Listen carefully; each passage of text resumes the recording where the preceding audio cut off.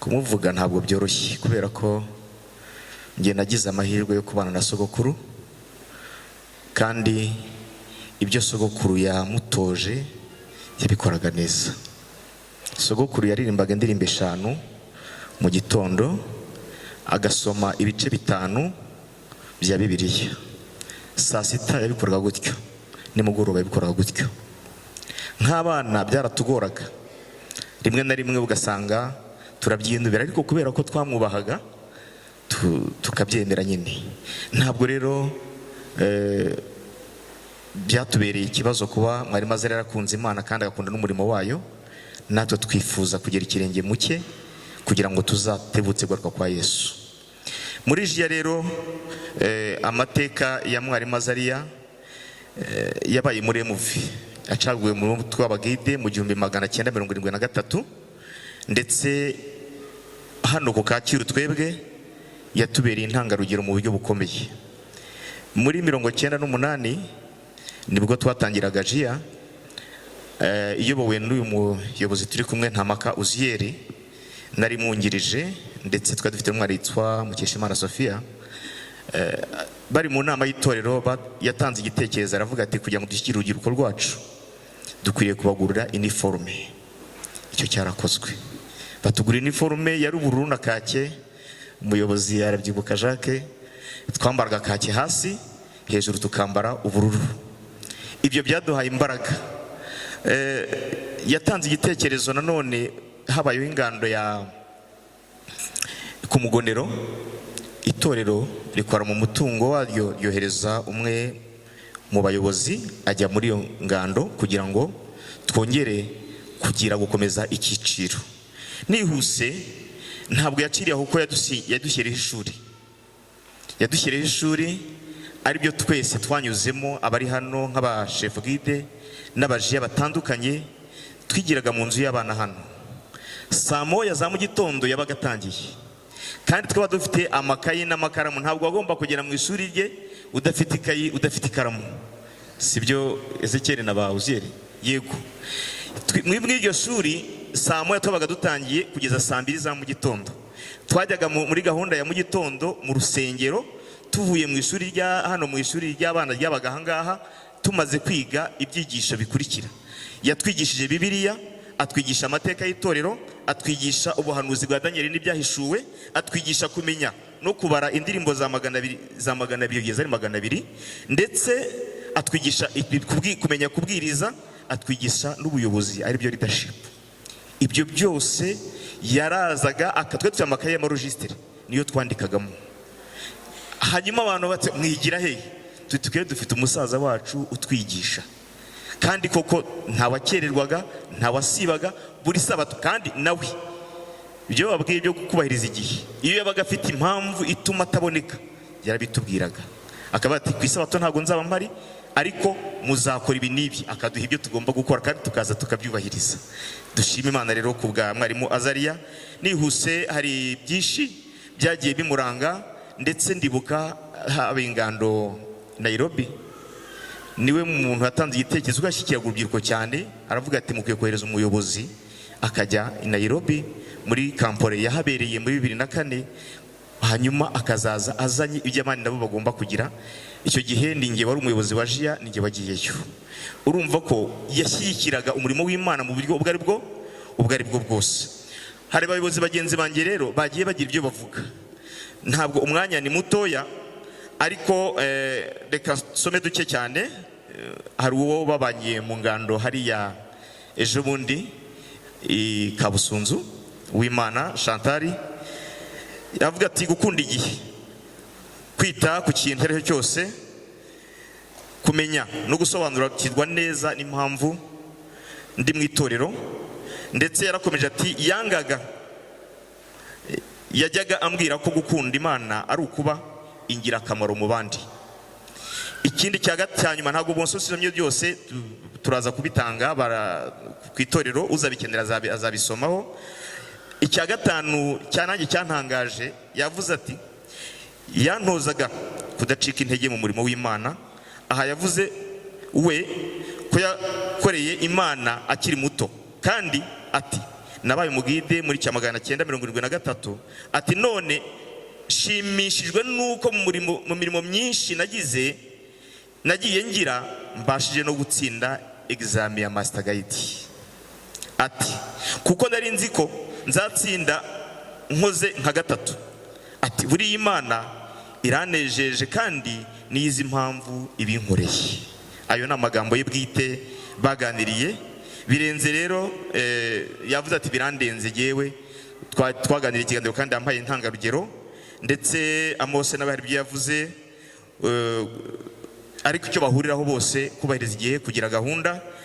Hanyuma Mukeshimana Solange we yavuze ati mwari Mazariya yadukundishije jiya, yatwigishije ubuhanuzi, yatwigishije kugira ishyaka mu murimo ndetse no gukunda Imana no gukunda Imana muri byose dutanga icyacumi. Ezekiyeli we yavuze ati kugira gahunda byose bagenda babihuriraho, ariko icyo nashatse ko atahuje n'abandi kutaruhuka mu gihe ibyo yatangiye bitarasohora. Icyo ntekereze ko nta wundi wari wabashije kukivuga, n'abandi bose bagiye bagira icyo bavuga, ariko uwitwa Christian we mu byinshi yagiye avuga yavuze ati by'umwihariko yakundaga cyane n'umuryango wanjye ku buryo ntabona n'undi uzajya userukira imbere y'itorero, nuko niwe yari ufite amateka yawo. Ibyo yakoze Uhoraho azabimwibukire igihe gikwiriye gisohoye, hamwe ibyasezeranijwe ndamukunda. Dusoza rero hano na barutembesa ibyo bagiye bavuga muzabibona. Twifuje gusoma isomo riboneka mu byashobora kugenda ari mu murongo wa 4, izahanagura amarira yose ku maso yabo kandi urupfu ntiruzabaho ukundi, kandi umuhorogo cyangwa gutaka cyangwa kuribwa ntizabaho ukundi, kuko ibya mbere bigize gute bishize. Mubyeyi watubereye intwari, tuzahora tukwibuka. Imana idushoboze kuzahura nawe mu gitondo cy'umuzuko mu izina rya Yesu. Arakoze Master Guide Hategekimana Jean Pierre. Ubundi mu cyiciro cyacu tugiramwo imihango natwe tugenga tugenderaho.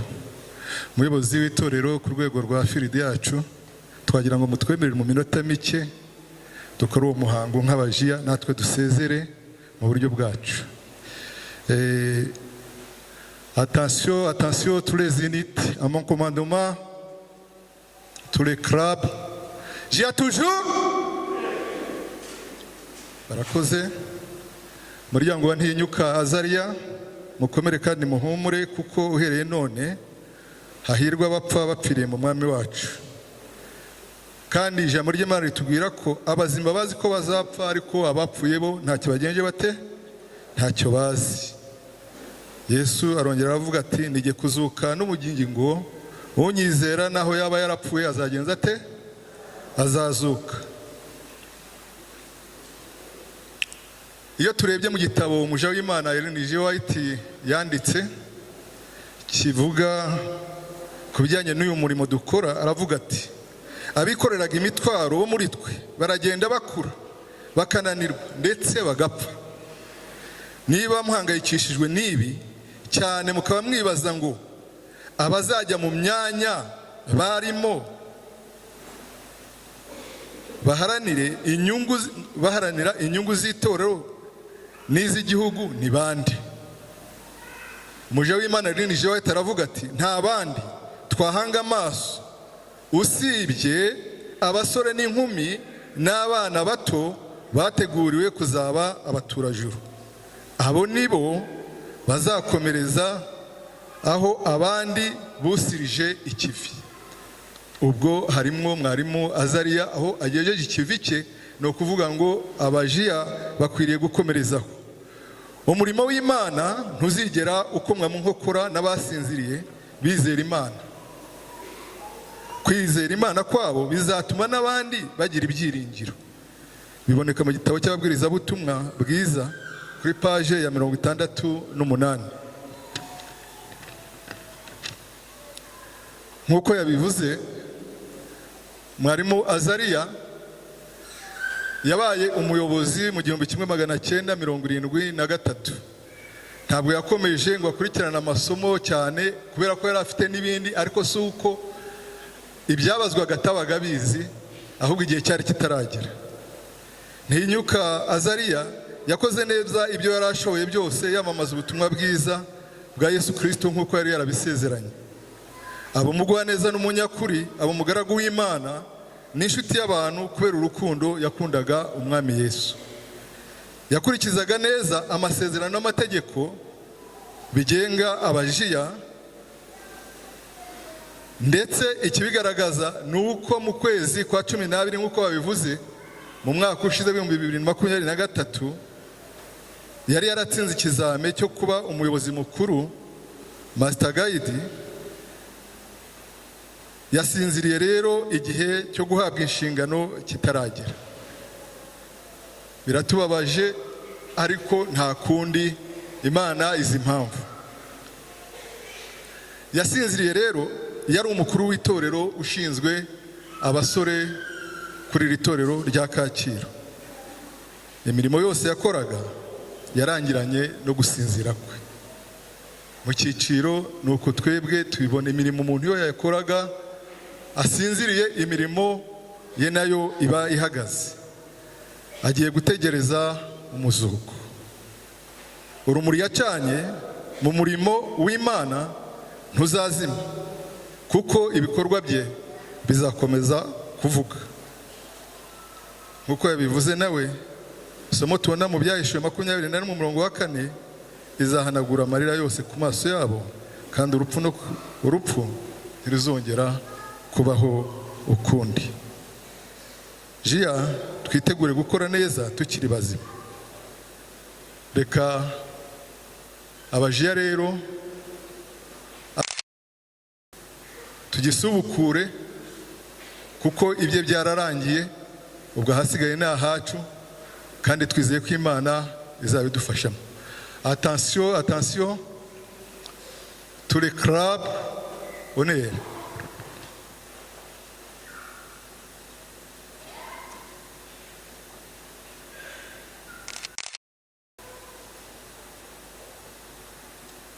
Fixe.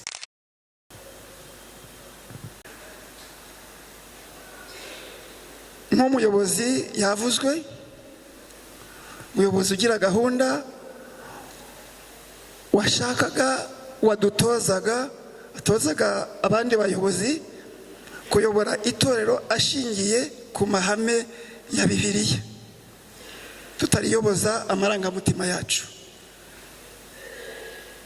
Umuyobozi ugira umwete agaharanira kugera ku cyo twafasheho intego. Ni umuvugabutumwa, ntabwo nshobora kumwibagirwa. Iyo twateguraga nk'amavuna, yavuga ati dutegure gahunda ikomeye tujye gusenyera Satani. Icyo kintu yagikundaga kukivuga.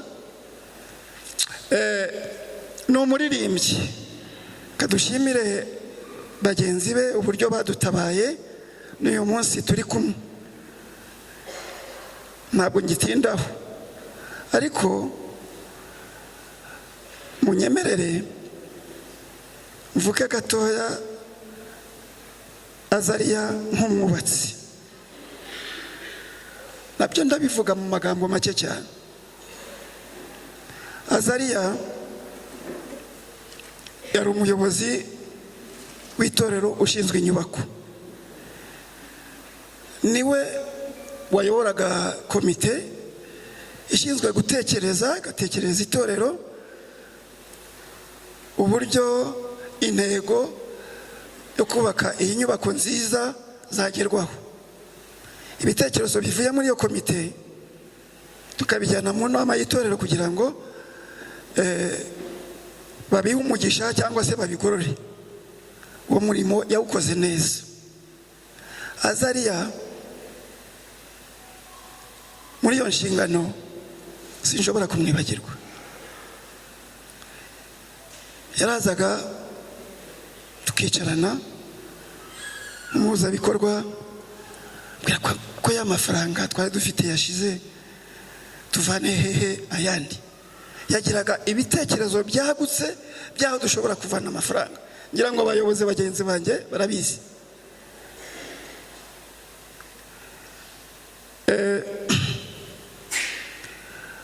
Azariya bagenzi be b'abajiya babivuze, ariko reka mvuga akangaka. Hari imyaka ishize wabonaga jiya ya Kacyiru ifite imbaraga nkeya. Tugiye mu nama, aba ari we udusaba, atumva ati nk'umuntu ukunda jiya, umuntu ukunda abasore, ndagira ngo munyemerere mbe umuyobozi wa jiya, umukuru w'itorero ushinzwe jiya ku Kacyiru, kandi hari ikizahinduka.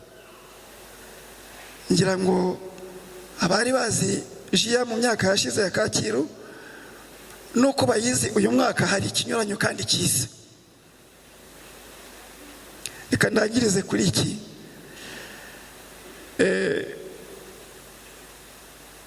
Azariya yari umukirisitu, yari umuntu ukora imirimo myinshi. Iyo dukora dushobora no gukosa, ariko Azariya ari mu bantu nabonye ndetse b'abayobozi, iyo bamwerekaga aho yakoze ikosa, nkuko natwe twese dukosa, yicishaga bugufi akagusaba imbabazi, ati mbabarira. Ikintu cyananiye benshi muri twe, ariko icyo kintu kuri Azariya ni ubukristo namubonyeho, akwiriye kutubera urugero rwiza. Kugira ngo mwumve inshingano n'ibikorwa yakoze kuri iyi nyubako, mu kanya ndabasangiza amarangamutima naraye ngeze ku mugoroba. Ariko mbere yo kubasangiza ubwo buhamya, reka nk'uhagarariye itorero rya Kacyiru mu izina ry'inama y'itorero, mu izina ry'abayobozi bakuru b'itorero bagenzi banjye, tubashimire uburyo mwatubaye hafi n'uyu munsi mwabigaragaje. Dushimiye n'abayobozi bacu badutabaye bakaza kudufata mu mugongo. Bayobozi, Imana ibahera umugisha. Nsoza, ubwo narindi hano dutegura ahangaha duteraniye, hari umudamu yansanze mu masaa 2 z'ijoro, asanga turacyari mu mirimo. Abonye uko twahateguye, ngiye kumusuhuza, mbona azamuye amarangamutima, mbona amarira arashotse. Ese mushiki wanjye kusa nk'ugize agahinda, ubabajwe n'iki? Arambwira ati mbana n'abana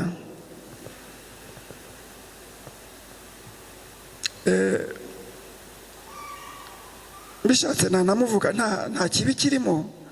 Ni madamu Nyangezi Viateur Irene. Ati mbana n'abana, ati umwe mu bana tubana,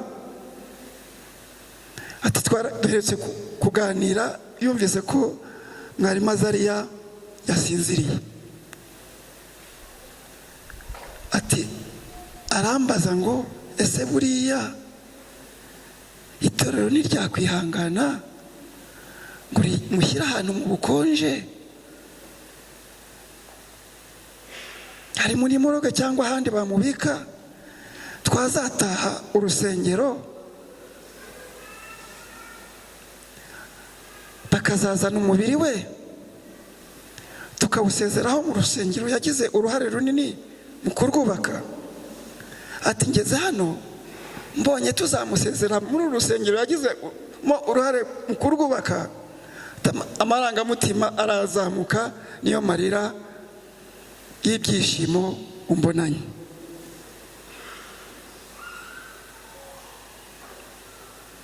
Nari nkiri mu mirimo, ariko nageze mu rugo mbitekerejeho, numva nanjye amarangamutima aranzamutse, ubanza nakoze nk'ibyo nawe yakoze. Dushimira Imana yatubashishije guteranira aha hantu hagutse, dushimira abatanze inama kugira ngo abatanze iki gitekerezo, dushimira by'umwihariko n'abatanze ku mitungo yabo kugira ngo aha hantu mu gihe gito cyane habe hasa nk'uko hashobora kutwakira. Imana mwese izabibukire kandi ibibahere umugisha mu izina rya Yesu.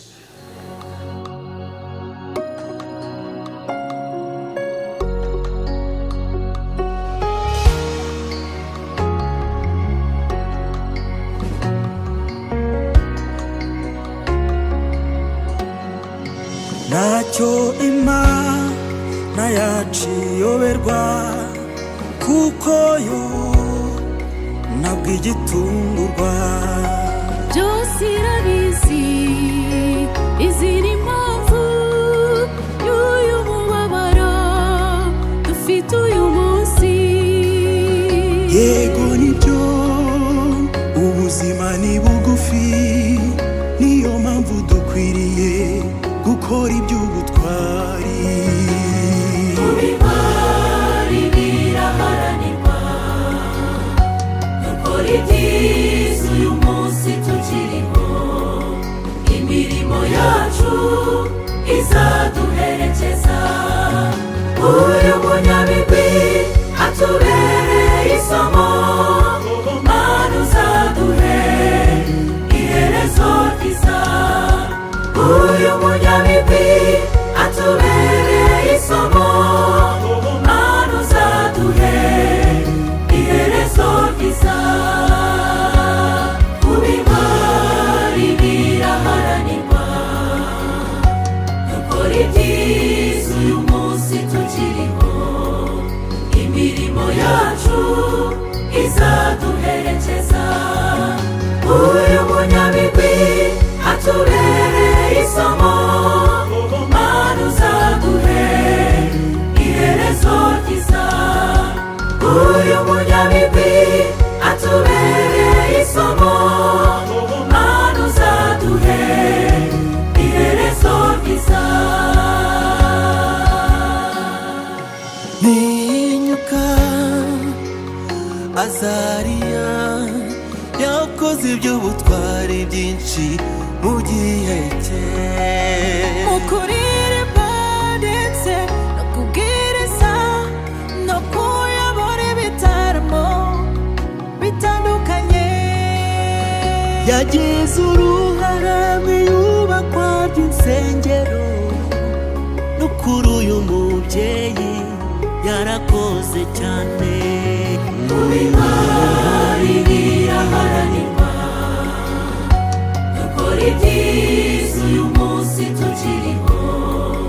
Imirimo yacu izaduherekeza, uyu munyabigwi atubereye isomo. Mana uzaduhe iherezo ryiza, uyu munyabigwi atubereye isomo. Mana uzaduhe iherezo ryiza. Kubimari biraharanirwa, dukora ibyiza uyu munsi tukiriho. Imirimo yacu izaduherekeza, uyu munyabigwi atubereye isomo. Mana uzaduhe iherezo ryiza, uyu munyabigwi atubereye isomo. Mana uzaduhe iherezo ryiza. Izahanagura amarira yose ku maso yawe, kandi urupfu ntiruzaba ukundi, kandi umuborogo cyangwa gutaka cyangwa kuribwa ntibizabaho ukundi, kuko ibya mbere bishize. Bizera mureke ubunebwe, dukorane umwete. dufite igihe kikiriho. twubake ubumwe turangwe n'urukundo mu buzima bwacu bube mu Mana. Umunsi ku munsi turatungurwa twitegure tugihumeka tubihari biraharanirwa kora ibyiza uyu munsi tukiriho imirimo yacu yose izaduherekeza uyu munyabigwi atubereye isomo Mana uzaduhe iherezo ryiza uyu munyabigwi atubereye isomo Mana uzaduhe iherezo ryiza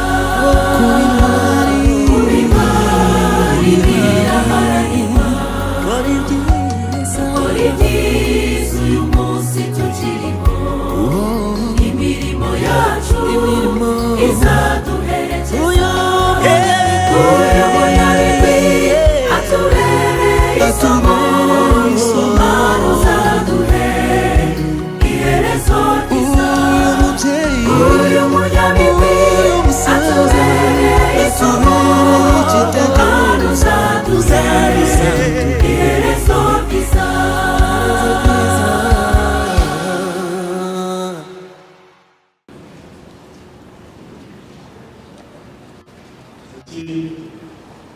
bavandimwe naje dufite umugongo wo gutabara mwese bazwitabira Yesu amugisha.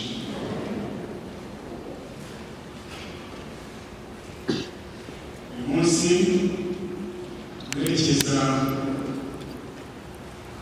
ababyeyi inshuti umuvandimwe abantu bashavuye ariko reka tubabwire tuti ubumwe tubaha Imana. kugira ngo rero ubwire ubuzima bw'uberekeza kandi uri kubagezaho Ndagijimana Bani pasiteri w'intara y'Ubutumwa Gitare ifite hagati mu Rwanda kandi inshuti yacu ifite umuryango ya mujyanama ukomeye.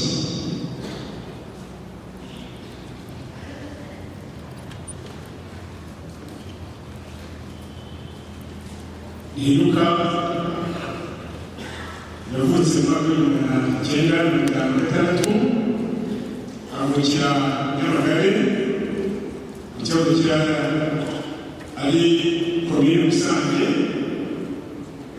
kivugitera Ikongoro ari naho ndavuka. ababyeyi be ni Sironi Muhapa na Esteri Bahundi. yashakanye n'umugore hano imbere, yashakanye na Dativa Tugire mu mwaka w'ibihumbi 1981. babyaranye abana 4, abahungu 3 n'umukobwa 1.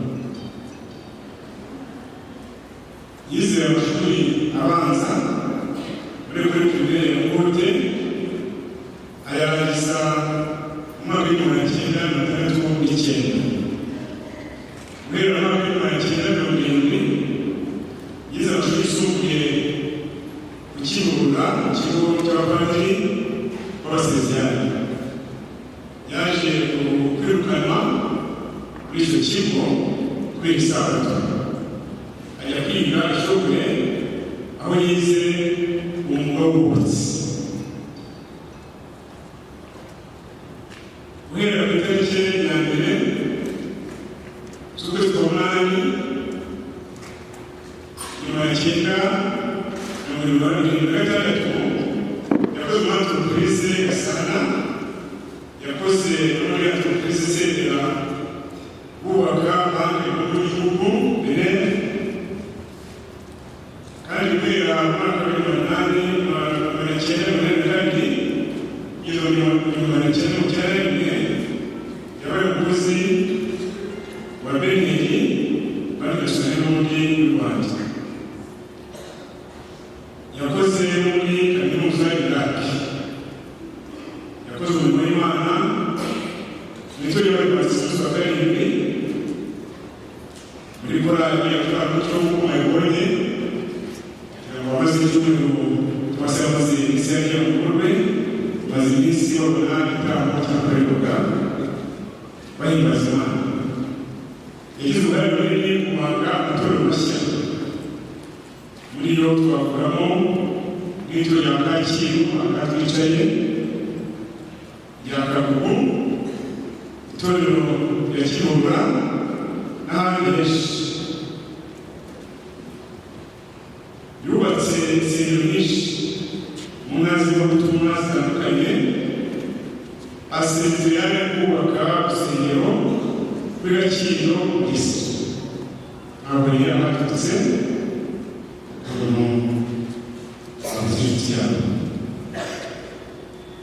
Mu mibereho ye yose yaranzwe no kubahiriza igihe mu buryo bwatanzwe n'umugoroba wacu wose, kugira umwete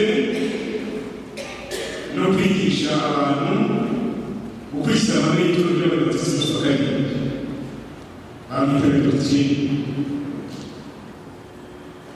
Yerekana ko yarazi amahame y'itorero kandi ashaka ko abantu bagendamo.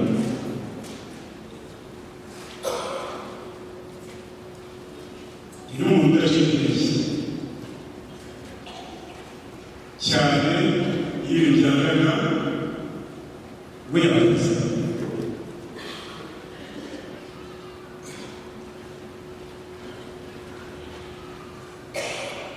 Yashinzwe itariki 24 Kanama 2024 mugoroba saa 11:41 mu bitaro bya Sashika, azize uburwayi ahagera mu gihe cyo guhabwa uburwayi. Mu by'ukuri bikaza imyaka 70 amaze ntawe yigeze arwara, yari afite ubuzima bwiza. Arwaye indwara imwe aho bamusuzumaga kwa muganga basanze afite utubuye umuntu wese ufite n'umwijima.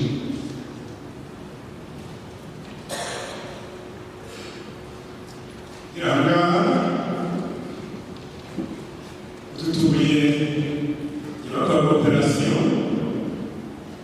havuye za komplikasiyo zitandukanye cyangwa se ingaruka zitandukanye zari zikomeza kumuca intege kugeza igihe asinziriye. Umugore we yamaze akomezane, afite ikibazo gikomeye cyane, ariko mwese ubu byari hano, reka tubabwire ngo umubyeyi wacu asinziriye. Hari abafatwe muri Yesu, kandi Yesu ntabwo yavuze mu gikorwa ya nimugoroba nk'uko abamwizera bahimba ko bazaba. Rero mu mibereho yacu twese ko twabonetse aha ngaha, abasudira inkuru dutunganye inkuru yacu, byatuma tugira ubwenge, byacu kuba ari bigufi, ariko hari Imana kuko waba umunsi ko basize bakazuka. Rero byiringira buri wese dukomeza guhumuriza umuryango, guhumuriza buri wese kugira Imana buri wese ishinzwe abantu ngabo yatubwira atari urupfu bizanye Yesu.